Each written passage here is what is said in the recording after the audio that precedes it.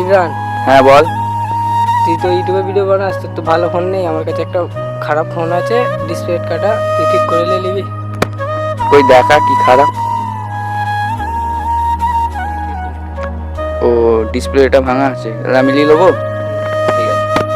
ইমরান, কি রে? ঘরে একটা ঝামেলা হয়ে গেছে। কি ঝামেলা? ঘরে এখন মা ফোন চাইতেছে। ফোন চাইতেছে? ভাই তুই এরম ভাবে বিশ্বাসঘাত করতে পারলি? আমার কি দোষ বল, মা ঘরে ফোন চাইবে।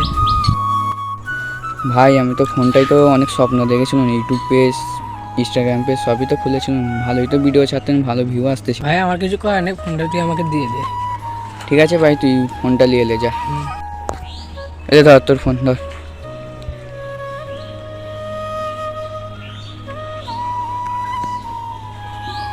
কটা খরচা হয়েছে? 500 টাকা খরচা হয়েছে।